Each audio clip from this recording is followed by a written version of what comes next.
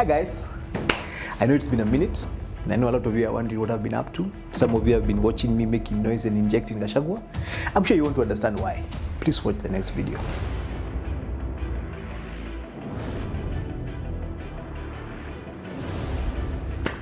Hello everybody, it's been a minute.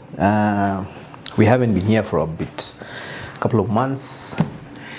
During these months, we have been doing injections, for like approximately 3 months.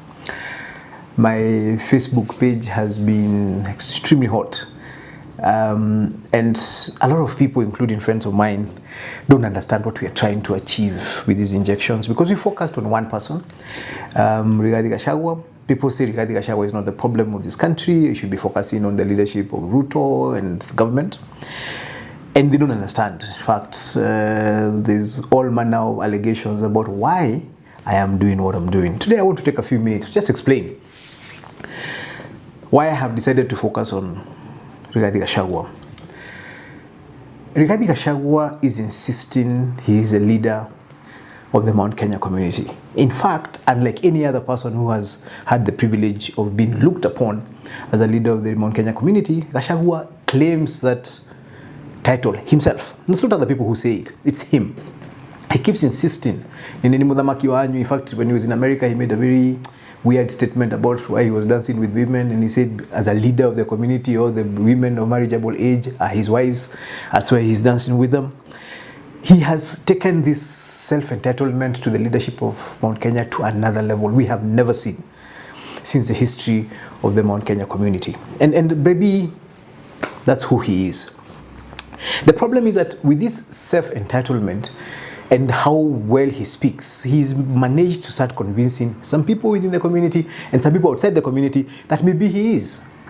And I have taken it upon myself to first and foremost, through these injections and even through these videos we're going to be doing on a regular basis, we're going to start a series to explain why somebody like him cannot and should not be the leader of a community of 10 million men, women and children.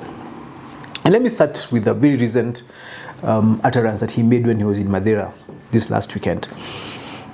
And at Karatina, he told the people of Madeira that wakae ngumu, meumie, they just continue persevering with the problems that they're going through for the next 1.5 years. Then he's going to become president and he's going to come and solve all their problems.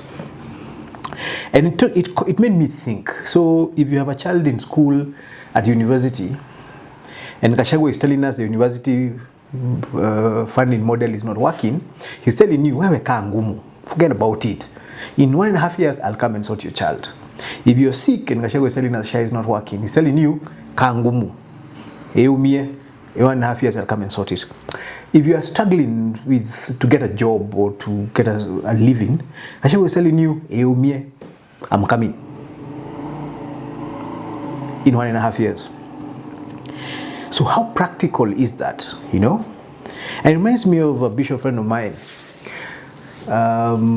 Several months ago when there was this hullabaloo about whether religious leaders should get money from government leaders, from the president. And of course, a lot of people say, no, they shouldn't. And this guy tells us, somewhere we were seated, that if money is brought, he will take it, he will build his church. Why? Because a lot of the mainstream churches we have today, some were built by the colonialists, who we say and insist were bad people. But they left and the church still exists. Others were built by Moi, who we all say was a bad person. But he left, the churches still exist. And he said, I'll build my churches. Once Ruto is gone, history will judge him, but my church will exist. Reminds me of a story I had about my grandfather. My grandfather was the Secretary General of the Independent Churches and Schools, which was an outfit of the Independent Church. This was way before independence. And in one sitting, a motion was proposed because the colonial government was taking up schools that the independent churches had built. Somebody suggested they ban those schools so they don't allow the colonialists to take them. My grandfather said, they're not going to ban the schools. Wacha mzungu achukue. Mzungu ataenda. Shule zitabaki. The day we chase him, we'll take our schools back. Leadership And this is my problem with Gachagua. Gachagua is insisting he's our leader, but actually he's misleading our community. He's misleading us with these utterances and the hatred he has against Ruto for firing him. He wants us to wear it, all of us. I was at a function and I met a very senior member of this government. And he asked me something very interesting. He asked me, when Gachagua left government, did he expect all of us who are in Mount Kenya, who are from Mount Kenya, in the government, to live with him? Because he keeps calling us traitors. He keeps insisting we are traitors. That if you're in Mount Kenya, you are from Mount Kenya and you're working with Ruto, you're a traitor. Some of us have been in the executive for decades. We've worked our way up. He expects that we are going to walk out, and if we continue working with Ruto, we are betraying the community. How is that? And this is a conversation we need to have as a community. We need to ask ourselves, must Gachagua be in charge of government for Mount Kenya to be supported? Is he the only one? So that if he's not in government, then Mount Kenya is not in government. We have, I don't know how many CSs, PSs, parastatal heads, leaders of very critical infrastructure of government, from security to defense forces, who are from Mount Kenya.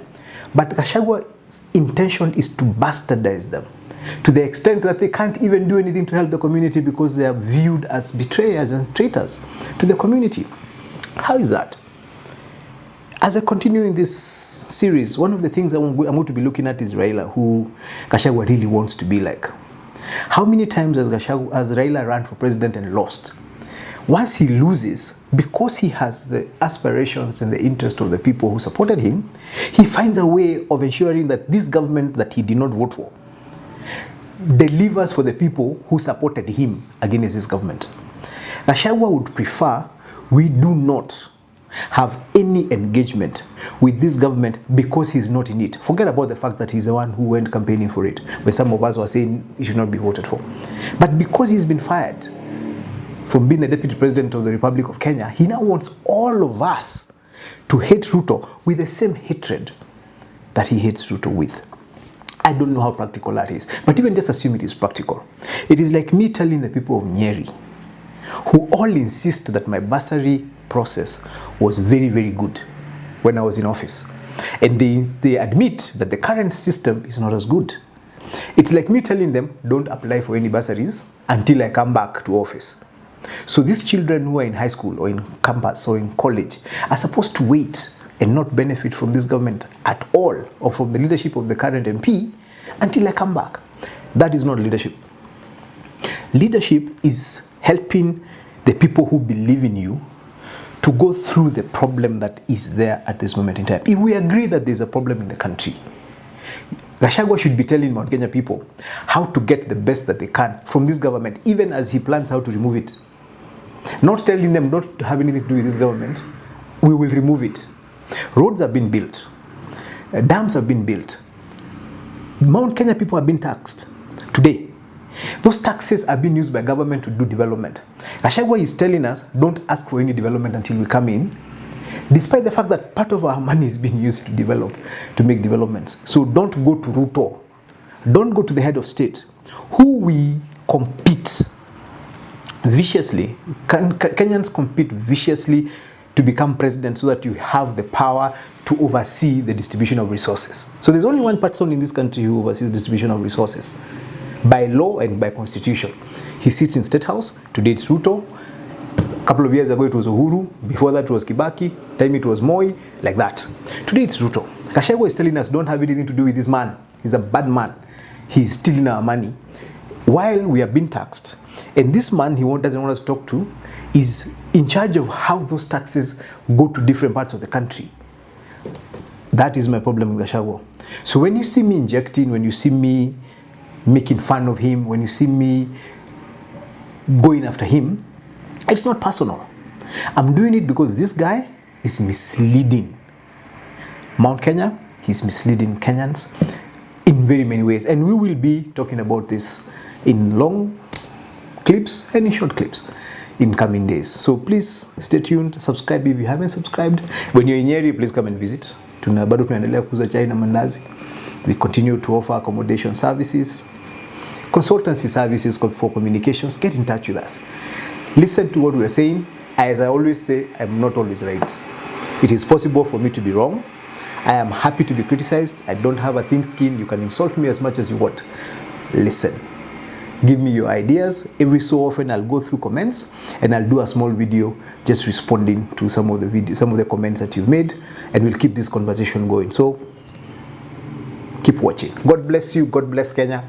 And let's do the best we can for the moment, even as we plan for the future. Let's sell hope, not hatred, not despondency. We have a country to take care of. Thank you.